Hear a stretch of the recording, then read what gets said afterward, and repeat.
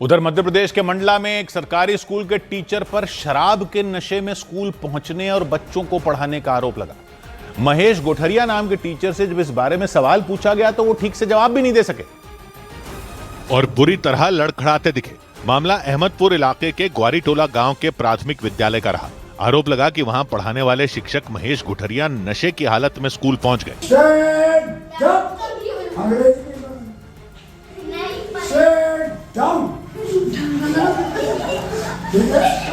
Classroom में पहुंचने के बाद वो बच्चों को कभी अंग्रेजी पढ़ाते दिखे तो कभी गणित, गुणा भाग और घटाना पढ़ाते पढ़ाते उनके भीतर का म्यूजिक टीचर भी जाग गया। उन्होंने बच्चों को फिल्मी गाना सिखाना शुरू कर दिया। एक साथ बोलना, तुम, तो, पर, से, साथ क्या दिखाओगे हमें गुरु, ये पढ़ गया। महेश गोठरिया गाना गाते और बच्चे उसे उनके पीछे दोहराते दिखे, लेकिन टीचर महेश गोठरिया इतने नशे में दिखे कि क्लासरूम में ठीक से खड़े भी नहीं हो पा रहे थे। उनकी हालत देखकर बच्चे भी उन पर हंसते नजर आए, लेकिन इस सब का उन पर कोई असर नहीं हुआ। वो झूमते हुए और लड़खड़ाती जबान में क्लास के अंदर बच्चों को उल्टा सीधा ज्ञान देते दिखाई दिए। महेश गोठरिया ने बच्चों को बंदर की कहानी सुनानी शुरू की, लेकिन अगले ही पल वो कहानी भूल गए। उन्होंने शायरी सुनानी शुरू कर दी। एक बंदर ने हे प्रभु इंदिरा को बाहर क्या लिख पढ़ने है, एक अंग्रेज पढ़ दी, फूल है गुलाब का जल्दी पहचान करो। जैसे तैसे बच्चों ने अपनी हंसी रोकी। इसके बाद नशे की हालत में महेश गोठरिया ने क्लासरूम में ही तालियां बजाकर राम भजन शुरू कर दिया।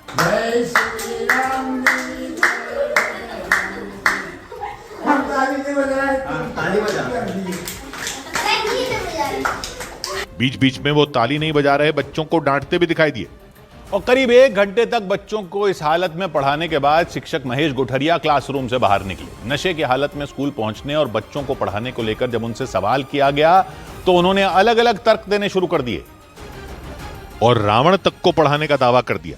महेश गोठरिया से जब शराब पीने के बारे में पूछा गया तो उन्होंने ये कबूल कर लिया कि उन्होंने 2 बोतल शराब पी थी। मैं पढ़ाने के लिए रावण को बताया। नहीं शराब पी के आप पढ़ा रहे हो? हाँ जी, रावण को जब पढ़ाया। शराब पी के आप बच्चों को पढ़ा रहे हो? पढ़ा रहे हैं। क्यों पढ़ा रहे हो? मेरा सीखेंगे आपसे। कितना शराब पिए? 2 बोतल बोलो। नशे की हालत में स्कूल पहुंचने पर उनके मन में कोई पछतावा नहीं दिखा और ना ही उनके पास पूछे गए सवालों का कोई जवाब था। उस हालत में स्कूल पहुंचने पर छोटे छोटे बच्चों पर पड़ने वाले असर को लेकर सवाल किया गया तो महेश गोठरिया ने दावा कर दिया कि बच्चों पर इसका कोई असर नहीं पड़ेगा और ये जवाब देते ही उन्होंने फिर से गाना शुरू कर दिया। क्या सीखे आपसे? तो खराब कैसे हो जाएंगे बच्चे? क्या सीखेंगे जो बताओ आपसे? देखो मैं सिखा रहा। अब दारू नहीं पीने। नशे की हालत में स्कूल पहुंचे सरकारी टीचर महेश गोठरिया पर शिक्षा विभाग ने जांच के बाद सख्त कार्रवाई का भरोसा दिया। खुद जाके उसका भ्रमण करूंगा और पूरी जांच करके फिर मैं विस्तृत जो भी उचित कार्रवाई होगी वो करूंगा। हालांकि नशे की हालत में महेश गोठरिया ने जो हरकतें की उनकी चर्चा मंडला समेत पूरे प्रदेश में होनी शुरू हो गई। उधर मध्य प्रदेश के रीवा में एक ढाबे में कुछ बदमाशों ने तोड़फोड़ कर दहशत मचा दी। बताया गया वहां रात में 4 मोटरसाइकिलों पर सवार होकर 8 बदमाश पहुंचे और उन्होंने तोड़फोड़ शुरू कर दी और इसके बाद तो उस ढाबे में मौजूद कर्मचारी अपनी जान बचाने के लिए भागते नजर आए, क्योंकि वहां घुसते ही वो बदमाश कुर्सियां तोड़ने में जुट गए।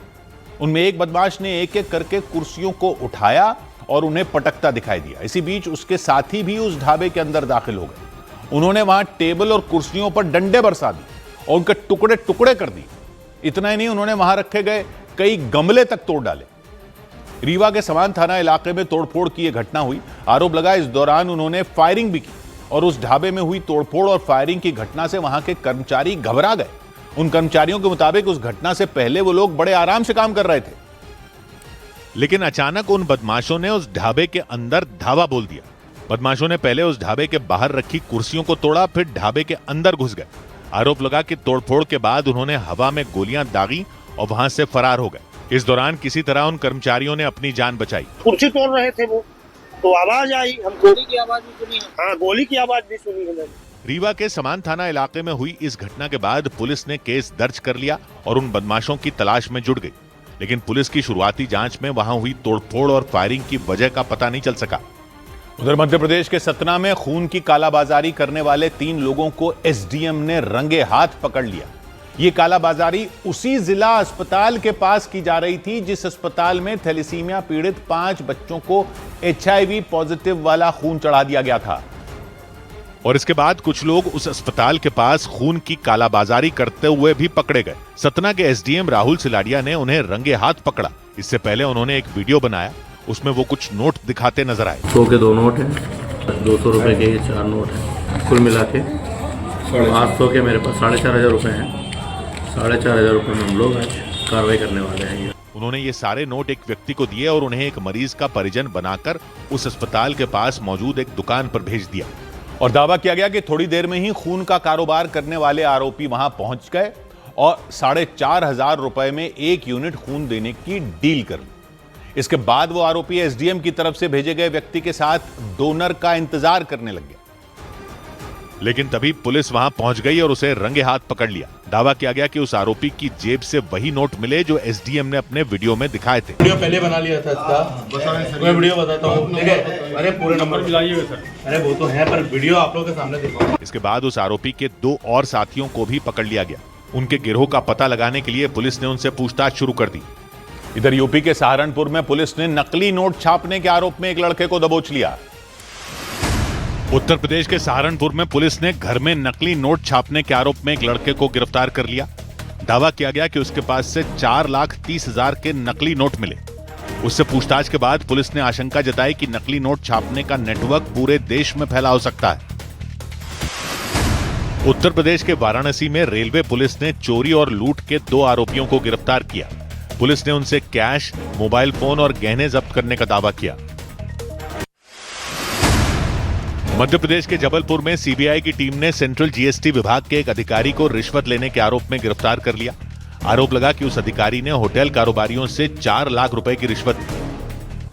उधर उत्तर प्रदेश के रायबरेली में इलाज के दौरान एक लड़के की मौत होने पर बवाल हो गया। गुस्साए परिजनों ने उस अस्पताल में तोड़फोड़ कर दी और फिर सड़क जाम कर वहां हंगामा शुरू कर दिया और उन लोगों ने अस्पताल और उसके डॉक्टर पर इलाज में लापरवाही बरतने का आरोप लगाया और पुलिस की मौजूदगी में अस्पताल के बाहर प्रदर्शन किया। परिजनों ने आरोप लगाया कि ऑपरेशन के बाद मरीज की हालत खराब होती चली गई, लेकिन किसी ने उस पर ध्यान नहीं दिया और हंगामे को बढ़ता देख अस्पताल के बाहर पुलिस की तैनाती बढ़ा दी गई। हंगामा कर रहे लोगों को समझाने के लिए वहां कई अधिकारी भी पहुंच गए, लेकिन इस केस में नया मोड़ तब आया जब परिजनों ने मामले को दबाने के लिए अस्पताल पर लालच देने का आरोप लगा दिया। उन्होंने प्रलोभन दिया पैसे का, जो सरासर गलत है। 5 लाख लेके काम करेंगे। हंगामा कर रहे लोगों की शिकायत सुनने के बाद प्रशासन ने कड़ी कार्रवाई का भरोसा दिया। जेल में भेजा जाएगा और लाइसेंस। वहीं प्रशासन ने अस्पताल को अस्थायी तौर पर सील कर दिया और जांच के लिए कमेटी बना दी गई।